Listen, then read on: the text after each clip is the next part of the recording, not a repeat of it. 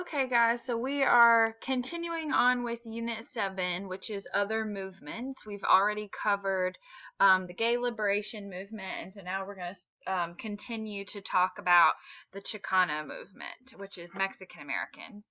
I want to start by getting into Chicanas, which is the ladies, and their own, who definitely had their own movement even within the main overall Chicano movement that was occurring at this time. A lot of Mexican American women felt that the regular movement was leaving women out because of a lot of stereotypes amongst their own community of men being, this whole machismo type of attitude of, men being the leaders and women need to stay at home. There are definitely a lot of old gender roles that prevail in the Mexican American community. And so these women decided that they wanted to take action for themselves.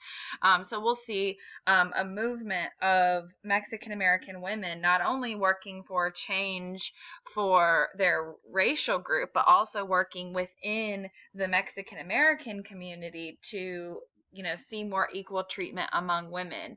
In 1975, they formed the Commission on the National Commission on Mexican Women to have an open forum, a place to discuss all of these issues. And one of the main issues that Mexican women alone were facing was forced sterilization, and that's something that began to come up. So that was probably one of the biggest obstacles that they decided to target and attempt to overcome. And the case that they brought was called Madrigal v. Quilligan, and that made it all the way to the Supreme Court.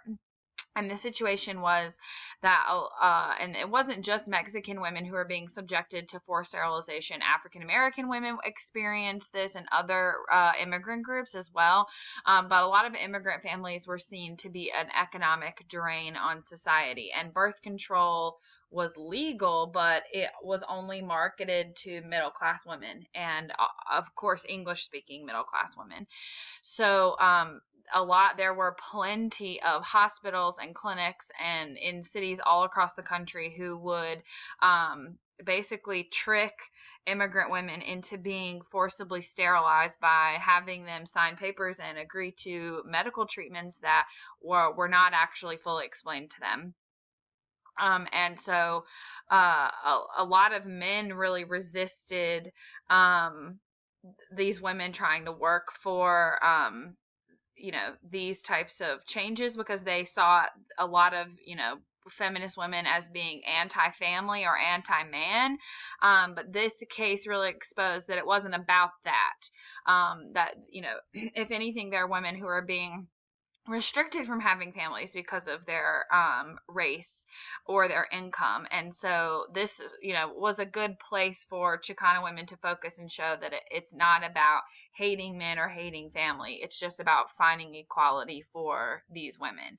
And so they were successful. The Supreme Court did rule in that case that all medical forms and consent forms have to be bilingual. It has to be given to you in your native language. So that prevents anything like this from happening again. Another thing that was sort of unique about the Chicana group, separate from the overall Chicano movement, was a lot of solidarity with the LGBT community and the gay liberation movement, especially as it was growing in California. No other real racial social reforming group had that connection, except for the Chicanas, which was kind of unusual. Now, probably the largest protest to occur during this entire movement was actually the blowouts, or the East LA walkouts, but the Chicano blowouts. It goes by both names.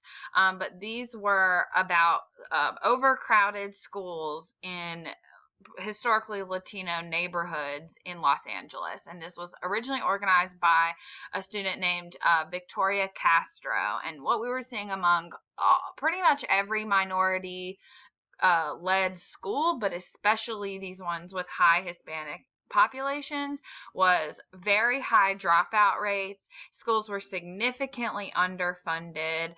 Curriculums were being taught from in more affluent schools, they were being taught very differently than in these minority group areas. And for example, there were classes that were not offered to black and brown students that were offered to white students. They didn't teach foreign languages at most of these schools, and nobody seemed to, and on the school board and in state government, nobody really seemed to have a priority of fixing the education system for these racial minority groups.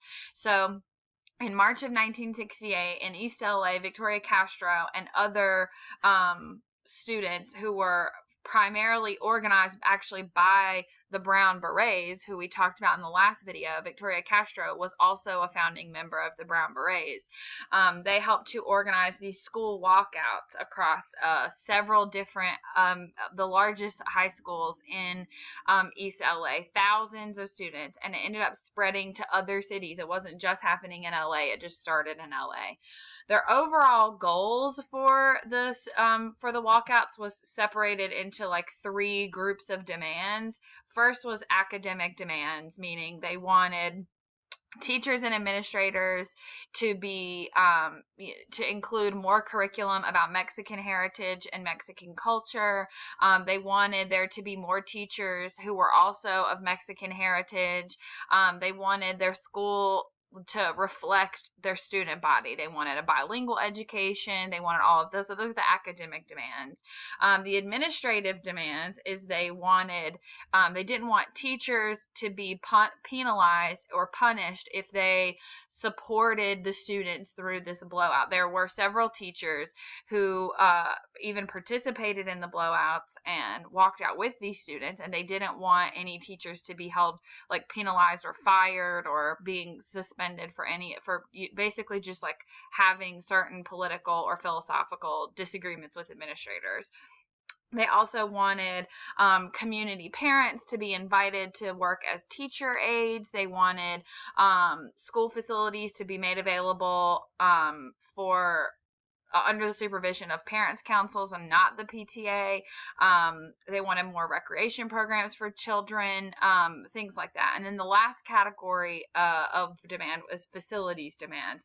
We know that all these schools were the lowest funded of Los Angeles public schools, and so they got the least amount of money for maintenance. And so all of these schools were overcrowded. They needed new schools. They wanted a new one to be built, and they needed to upkeep with the maintenance of the schools that existed. A lot of them were violating safety codes at the time, with poor lighting or, problems with running water and roofs and things like that. So they wanted maintenance and facilities repair.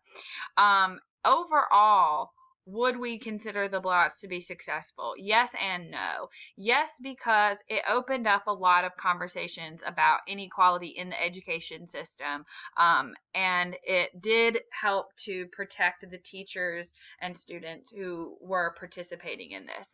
Those people were not penalized. There was a teacher who at the beginning of the blowouts was supposed to be fired, but through the work of the walkouts, they were able to get him his job back.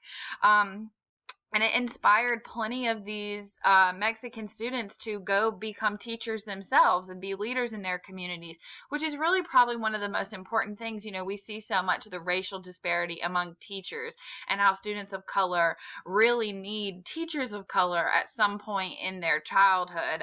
I'm sure if any of you think about the first time you ever had a teacher who was not white, and how many teachers you've had who were not white, I'm sure it's very low numbers, especially when you're in a community like East LA where a majority of the students are not white. You should see teachers and administration to reflect that. So we're starting to see more of that now, and a lot of those people getting involved were inspired by living through this entire movement.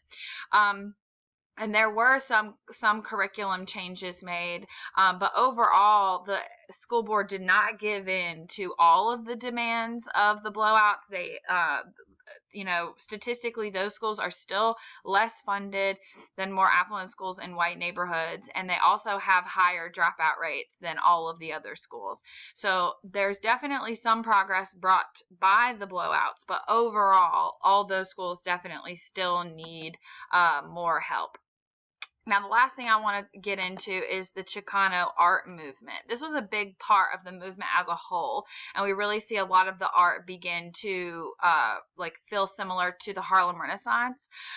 If you can see here, a lot of these paintings were actually murals. That was really the biggest piece of the art movement, was murals and stuff.